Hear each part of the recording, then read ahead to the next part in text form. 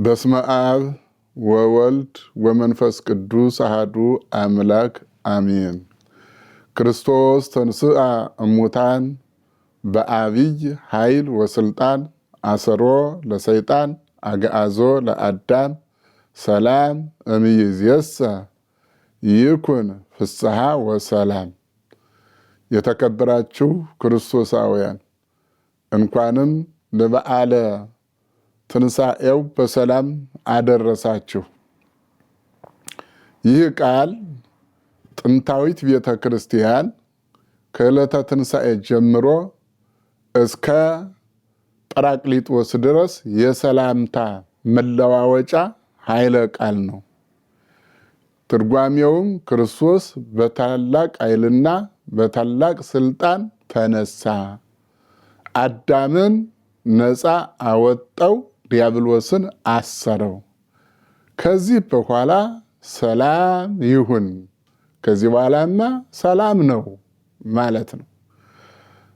ይህ ሁልጊዜም ቢሆን ከዛሬ ቀን ጀምሮ እስከ ባለ ጰራቅሊጦስ ድረስ የምንለዋወጥበት የሰላምታ ሐረግ ነው።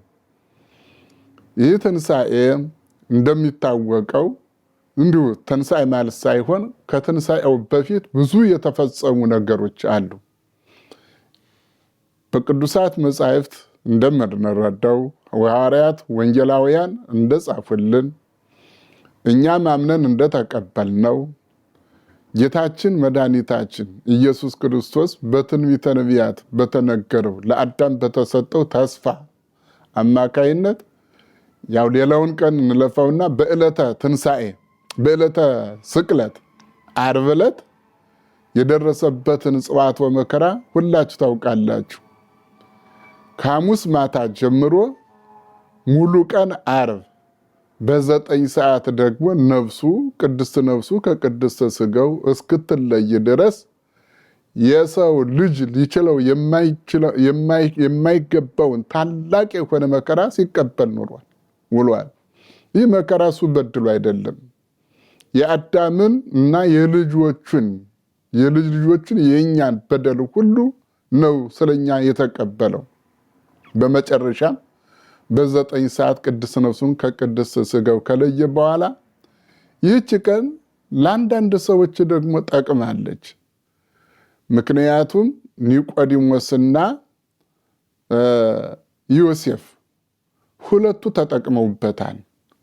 ሥጋው በመስቀል ላይ ተቀምጦ ሳለ እዚያው እንደተቸነከረ ወደ ጲላጦስ ሄደው የአርማትያሱ ዮሴፍ በጣም የሚደንቅ ነው፣ ባለጸጋ፣ በሕዝብ ዘንድ ደግሞ የተከበረ ሁሉ የተሟላለት ሰው ነበር።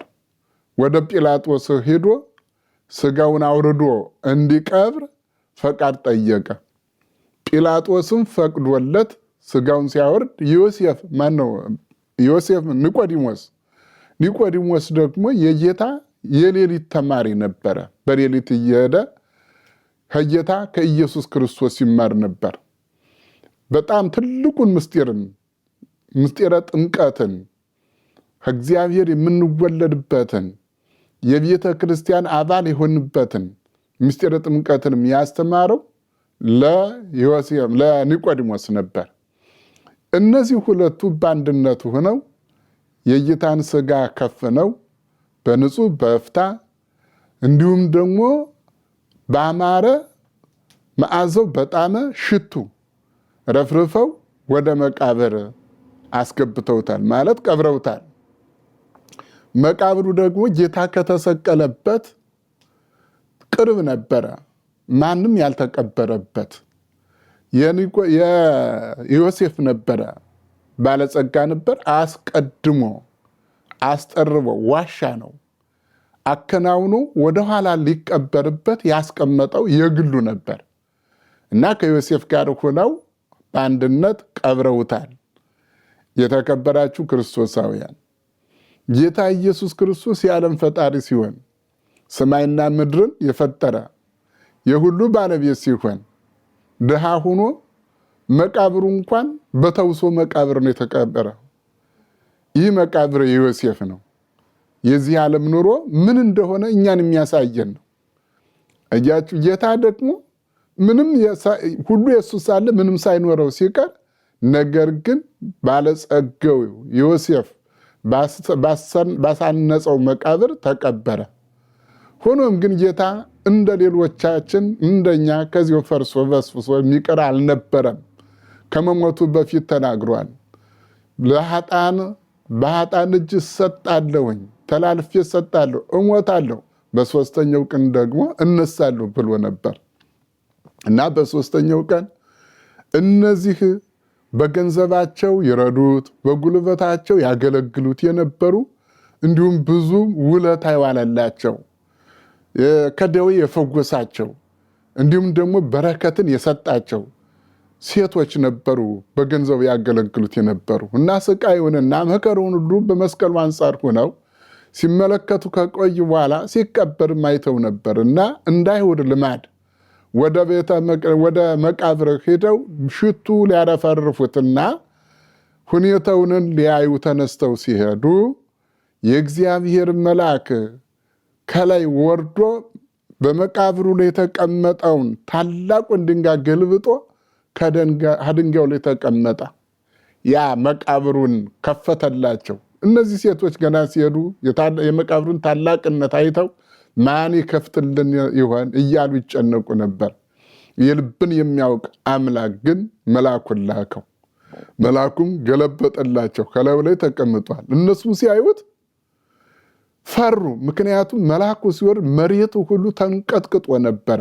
ሌላው ቀርቶ አይሁድ ጠብቁ ብሎ ያስቀመጧቸው ሰራዊቶቻቸው እንደ በድን ሆኑ ይላል የማቴዎስ ወንጌል ምዕራፍ 28 ከቁጥር 5 ጀምሮ እንደ በድን ሆኑ ይላል። ሰው ሆነው የሰውነት ስራ አልሰሩም። ሞተው ነፍስ አልተለያቸውም። አይሁድ ከመቃብሩ እንዳይነሳ ከተነሳ በኋላ ደግሞ ከፊተኛው በደሉ ያሁኑ ይበልጣልና ሕዝቡን እንዳያስትብን ጠባቂ ይሰጠን ብሎ ከጲላጦስ ሄደው ከሰው እሱም ደግሞ እናንተ እንደወደዳችሁ አድርጉ ብሏቸው እነሱ ኃይለኛ የሆኑትን የሚያምኗቸውን ወታደሮች ነበር ጠባቂ ያደረጉ። እንትኑንም መቃብሩንም በማኅተም አትመውት ነበር። ነገር ግን ማኅተሙም ሆነ ወታደሮቻቸውም ሆነ ክርስቶስን ከመነሳት አላስቀሩትም። እሱ ነውና እግዚአብሔር ሁልጊዜም ቢሆን እግዚአብሔርን የታገለ ይወድቃል እንጂ እግዚአብሔርን ደል የሚያደርግ ነገር የለም። ስለዚህ እነሱም እንደ በድን ሆነው መልአኩም ወርዶ ለሴቶች እናንተስ የተሰቀለውን ኢየሱስን ልትፈልጉ እንደመጣችሁ አውቃለሁ። አስቀድሞ ተናግሮ እንደነበረ ተነስቷል፣ ከዚህ የለም። ሂዱና መታየትን በገሊላ እጀምራለሁ ብሎ እንደተናገረው በገሊላ ይጀምራልና ለደቀ መዛሙርቱ በአንድ ላይ እንዲቆዩ ንገሯቸው አላቸው። እነሱም ተነስተው ሲሄዱ ለሐዋርያት ሊናገሩ ተነስተው ሲሄዱ ጌታ ተገለጠላቸውና ደስ ይበላችሁ አላቸው። እነሱም ባዩት ጊዜ ደነገጡ፣ ሰገዱለት። እርሱም ደስ ይበላችሁ፣ ሂዱና ለደቀ መዛሙርት ንገሯቸው፣ በገሊላ እታያቸዋለሁ ብሎ መልአኩ እንደነገራቸው ነገራቸው። ከዚህ በኋላ እኒህ ሴቶች መልአኩን አይተው እየፈሩ እንዲሁም ደግሞ ትንሣኤውን ሰምተው እየተደሰቱ ወደ ቤታቸው ሄዱ። የተከበራችሁ ክርስቶሳውያን፣ ይህ ዕለት ዮሴፍና ኒቆዲሞስ በረከት አግኝተውበታል። ይህ ዕለት በጣም ዕለተ ዓርብ የተጎዱበትም ሰዎች አሉ፣ የተደሰቱበትም ሰዎች አሉ። ኒቆዲሞስና ዮሴፍ ሥጋውን በክብር ገንዘው በመቅበራቸው በረከት አግኝተዋል። ቅድስት ቤተ ክርስቲያን ሁልጊዜ ስታስታውሳቸው ትኖራለች። ሌሎችን ስንመለከት ደግሞ ፈያታይ ዘይማንንና ፈያታይ ዘጸጋምን ስንመለከት ፈያታይ ዘይማን ባለመታደል ያው እንደምታዩትን ዘጸጋም ባለመታደል ሲያሽሟጥጥ እንደዚሁ የሰይጣን ሆነ። ፈያታዊ ዘየማን ደግሞ የጌታን ፀሐይ ስትጨልም፣ ጨረቃ ደም ስትሆን፣ መቃብራት ሲከፈቱ፣ አይባን ሲፈተቱ፣ በቃ ማንኛውንም በሰባቱን ተአምራት አይቶ በመስቀል ላይ የነበረውን አምኖ በመንግስት አስበኝ ያለው። በመንግስቱ አስበኝ ስለው ወዲያውኑ አንተ ተቀድሞ በያውሰ ገነት ወደ ገነት አዳምን ቀድመ ትገባለህ የሚል ቃል መልካም ቃል ሰማ። ሁልጊዜም ቢሆን አንድ ነገር ሲመጣ የሚጠቅመውም አለ የሚጎዳውም አለ። አብረው ታምነውት የነበሩት ደቀ መዛሙርቱ ብዙዎቹ በመከራው ጊዜ ሸሽተው ነበረ። የተወሰኑት ደግሞ እስከ መጨረሻው ድረስ ነበሩ፣ ሴቶችና ዮሐንስ በተለይ። ጴጥሮስ ወዲያው ሸሽቶ ነበረ። ጴጥሮስ ንስሐ በመግባቱ ወደ ቀደመ ክብሩ ተመለሰ። ይሁዳ ምንም የማይጠቅመውን ነገር 30 ብር ሽጦት ነበር። ግን የጌታን መከራ ባየ ጊዜ ደንግጦ ተመልሶ ሄዶ ብሩን ለካህናቱ ሰጣቸው። ተጸጸተ ይላል። መጸጸቱ መልካም ነገር ነበር። ግን ተጸጽቶ ሄዶ ንስሐ አይደለም የገባ፣ ራሱን አንቆ ገደለ። ስለዚህ ሳይጠቀም ቀረ። ንስሐ ቢገባ ኑሮ በጸጸቱ መልካም ነበር። የተከበራችሁ ክርስቶሳውያን፣ ውስጣችን ሁልጊዜ የሚወቅሰን ነገር ካለ ወደ ጌታ መጮህ፣ በሐዘን በትካዜ በሰራነው ስራ መጸጸትና ንስሐ መግባት እንጂ እራሳችን ሁልጊዜ በደለኛ አድርገን በተወሰነ ጊዜ ተጸጽተን ያን ነገር ጌታ እንደተቀበለልን አምነን ለሚቀጥለው መልካም ስራ በመስራት ፈጣሪያችን መካስ ራሳችን ማስተካከል እንጂ በሰራነው ስራ መጥፎ ነገር ሁልጊዜ ስንጸጸትና ወይም ደግሞ ጌታ ጨርሶ እንደተወን ልንቆጥር ወይም ራሳችን ልናጠፋ አይገባም። ስለዚህ በዓለ ትንሣኤው ለሐዋርያት በገሊላ ስለተገለጸ ሞትን በሞቱ ድል አድርጎ እኛን እሱ በተነሳበት ትንሣኤ ስለሚያስነሳን ሁልጊዜ ተስፋችን በዚህ ምድር ሳለን ትንሣኤ ልቦና ተነስተን እንኖራለን። በመጨረሻው ጊዜ ደግሞ ነፍሳችን ከስጋችን ስጋችን ከነፍሳችን ተዋህዳ በማይሞት እንዲሁም ደግሞ በማታልፍ ኑሮ ትኖራለች። ልክ የጌታን ትንሣኤ ነው የምንነሳው። ትንሣኤያችን ክብር ያለው ነው። ትንሣኤያችን ዘላለማዊ ነው። ትንሣኤያችን ሁለት ነገር ነው። ከአንደኛው እንዳንወርቅ ግን መጠንቀቅ አለብን። ከእግዚአብሔር ቸርነት ጋር ሁለት ትንሣኤዎች ናቸው ያሉ፣ ወደድንም ጠላንም። አንዱ የክብር ትንሣኤ ለዘላለም በክርስቶስ መንግስት ከሱ ጋር መኖር። ሁለተኛው የመከራ ትንሣኤ የፍዳ ዘለ ክብር ይላል። ያን ደግሞ ዘለ ፍዳ የመከራ ትንሣኤ ነው እና ከመጥፎ ነገር ተቀብለን ከመከራው ሁልጊዜ ሲያሰቃይ ከሚኖረው ትንሣኤ መጠበቅ ያስፈልገናል። ተከበራችሁ ክርስቶሳውያን፣ ትንሣኤውን ስናክብር ደግሞ እንዲሁ አማን በአማን ክርስቶስ ተንሥአ እያልን ብቻ መጸለይ ወይም ደግሞ መዘመር አይደለም። እውነት በእውነት ክርስቶስ ተነስቷል ማለት ብቻ አይደለም። ይሄ ቃል ነው ከልባችን ደግሞ በዓሉን ስናከብር እንዲሁ ጾሙን ከልባችን ጾመን ከቁርሳችን ከምሳችን ከፍለን ለድሆች እንድንሰጥ እንደተማርነው ሁሉ እንዳሰብን እንዳደረግንም ሁሉ የተራቡትን በመጎብኘት የተጨነቁትን በማረጋጋት እንዲሁም ደግሞ በሀገራችን ውስጥ እንደምታውቁት ያለውን ስቃይና መከራ ሁላችሁ ታውቃላችሁ። መቼም ቤተሰብ የሌለው የለም። ለቤተሰባችሁ ስትልኩ ከጎረቤትን ማስባችሁ ብዙ ለነሱ ለቤተሰባችሁ ብታደርጉ የተወሰነ መጠን ደግሞ ለጎረቤት ግድ ለማታውቋቸው አይደለም ምጽዋት የሚሰጠው። እያወቃችኋቸው ምሳ በልተው እራት የማይጨምሩ ወይም ሁለቱንም ያጡ ድሆች ሊኖሩ ይችላሉ። ሊሰጡ ያጡ ለመስጠት አይደለም ሊበሉ ያጡ ሊለምኑ ደግሞ ያፈሩ ብዙዎች አሉ።